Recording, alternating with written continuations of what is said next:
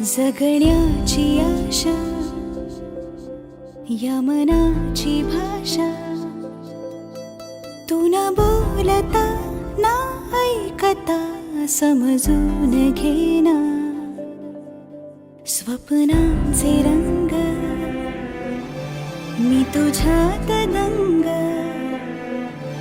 पुरे बाकी काय तुझी साथ संग असताना.